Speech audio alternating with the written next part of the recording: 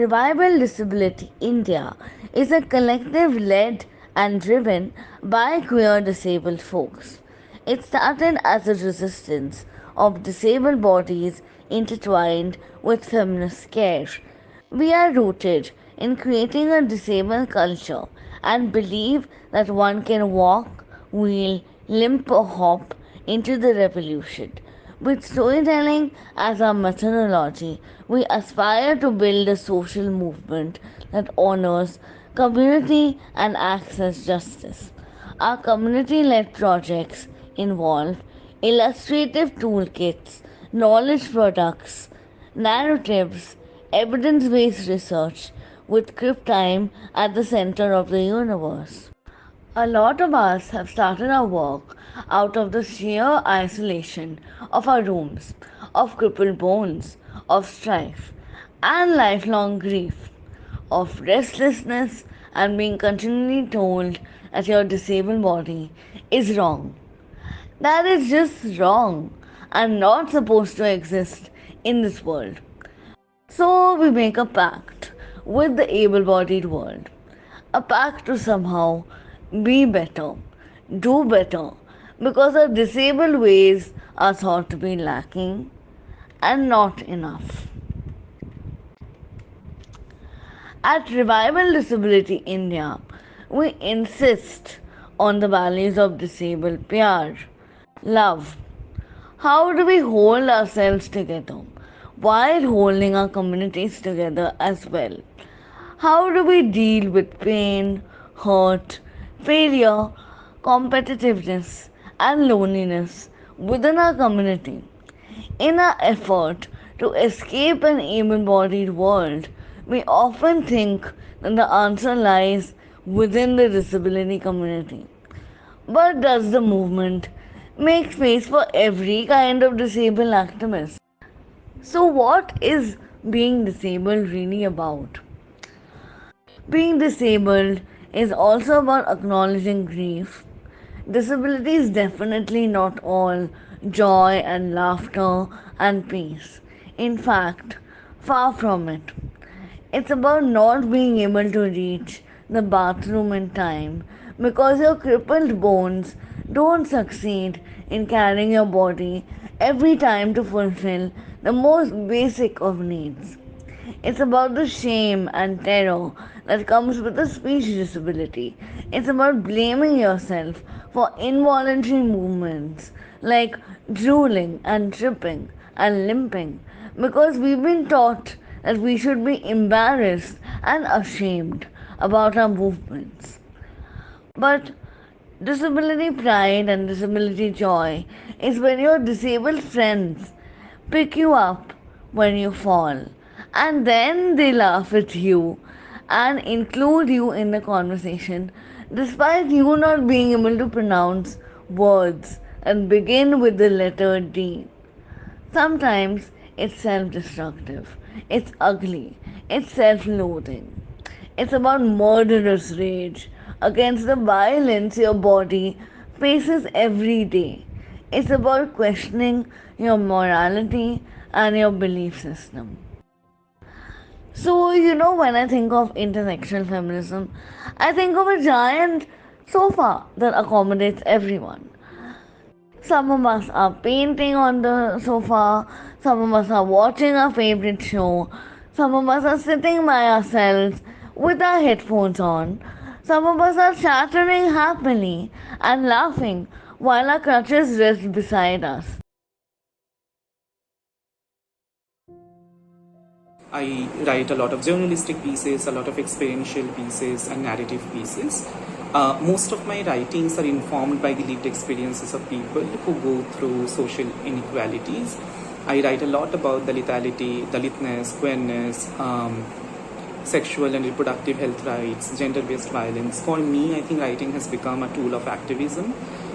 Through that, not only I archive a lot of our ideas, insights, knowledge, and lived experiences, but I also ask for change and narrative shift. And I think that's very important work, that we are not only speaking of something, but we are also recording that in writing, so that people who come after us can also access a lot of these discourses that have existed not only in the present but in the past as well, so that we can build on that and the future can come up with new narratives and new ways of looking into things.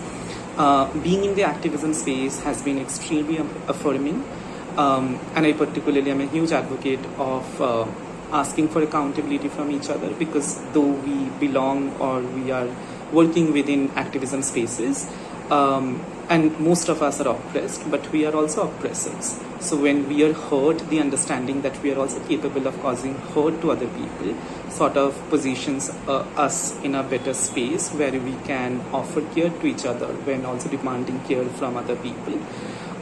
So again, asking for accountability, I think, is extremely important, so that we don't create any environment of tolerance for casteism, queer negativity, misogyny, anything.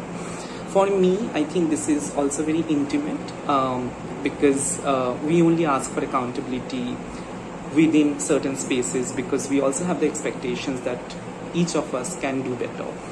And that's something that I feel that we have to hold on to. For me, I think this is also very radical, the kind of care and love that we are capable of offering each other. And why I call it radical, because I think instinctively, or the way we have conditioned growing up, we might not feel kind enough. We might not feel that I want to offer care in a particular context. But sometimes I think holding on to the politics that we have to look after each another, and give some space for doing better, is very important. So within activism spaces, I feel it's extremely important that we also place radical love and care, while also making sure that we are checking with each other, we are also holding each other, we are also asking for accountability from each other, and we collectively keep doing the amazing work that all of us do. Hi, I'm Naveen Daniel, a Dalit disabled activist from a small town in Tamil Nadu. I have a chronic condition called JRA, which has severely impacted my mobility. Most of my joints are affected, leaving me with significant disabilities. My activism began 7 years ago with political memes, evolving into writing articles and co-authoring books. Over time, I also began creating art, which has gained recognition. My activism has largely been digital, informed by fellow activists, documentaries, and books. From my activism journey, I wanted to talk about the issue I face and concerned about is the cross solidarity and organizing. So, especially in Tamil Nadu, disability issues often lack accessibility, while organizations focus on government rights and schemes. We need to address the social and cultural aspects of disability, something that's missing here. We should unite, raise awareness, and celebrate disability pride with rallies and marches.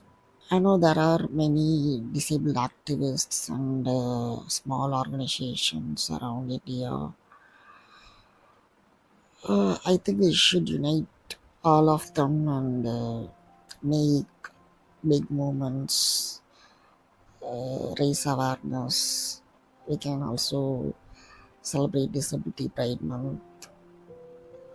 We should show off our disabled identities loudly and proudly. We need more voices, united voices. I think that is the only way we get attention here. So let's educate, agitate, and organize. Jai Bhim. Thank you. Activism has always been different for different movement spaces. If I can recall, for anti-caste movement spaces, folk song has been seen as form of resistance since beginning. For queer trans movement spaces, we can say that legal battle has seen as form of resistance to bring new laws. This form of resistance and activism can always change, shift as per requirement, as per time change, and as per need of the movement and as movement grows. And it is important for activists to keep changing their form. Today, if we can say that activism is not only limited to the on ground mobilization, but it has shifted to online mobilization, Twitter storm, online campaigns, podcasts, documentaries, different digital formats, and it has taken many more ways. Um, I can see today that many more people who are from marginalized identities are leading social justice movement space on ground and on forefront. And it is important for us to know that they are dealing with lot of crisis intervention on ground like atrocity, domestic violence cases, harassment, bullying, which is also impacting these activists' mental health. At the same point of time, young climate activists fighting to save our present and future because there are several climate crises happening all our country, like heat waves, floods, different kinds of disaster. Sometimes rest become a secondary thought. On another side, we can also see that in all around world, anti-gender narrative is increasing. There is war happening. There are different sorts of crises around us. At this point of time, we focus our energy and we think that it is important for us as a people and as activists to give more to the movement spaces, and then we forget to take rest. But I think that it is important for us to pause, take a rest, and do some self-care. It helps us to come back with reflection, rebuild our strategies, and uh, uh, uh, come with more energy. I am who I am because you are. Hello, my name is Shaza Qureshi. My pronouns are she and her. I am wearing round frame glasses right now, which is also my sign name given by my deaf friends. I have medium length black hair and I'm of a light complexion. I'm currently wearing a high half sleeve pink top which is visible up to my chest, and I just wanted to share these part of my identities, but today I would like to share the deeper roots of my activism and how this is inspired by the philosophy of Ubuntu, which is I am who I am because you are. Ubuntu is a very interesting African proverb that teaches us that humans cannot exist in isolation. We are interconnected and shaped by one another. And this belief has always been a core of my activism, reminding me that I cannot grow fully and understand the intersecting nature of movements until I listen to the individual journeys and perspectives and the stories that they all hold. For me, storytelling becomes a very, very vital role since it really approaches movements and various experiences from a perspective of care. Since there is respect, there is kindness, there is power, there is choice, there is agency that is provided to the person to share their experiences. I've come to realize that activism is not just about sticking stones. There are varied shades of grey that reveal how it can be fueled by both rage as well as love, or maybe neither of them. Care to me is about recognizing that community members also play such an important role as stakeholders, as they are the ones who can push for change and forefront voices of the marginalized who have not been recognized in individual movements as well. Since movements are not isolated, they're cross-cutting through various issues. And care comes in listening to these intersecting stories, especially when they are from people who are often overlooked. Their voices and representations in different movements are crucial. True care and activism means amplifying these voices with compassion, empathy, kindness, and patience, ensuring that no one is left behind. This is the foundation of my activism, a journey of continuously listening, learning, and amplifying voices within the community while understanding that I am who I am because you are.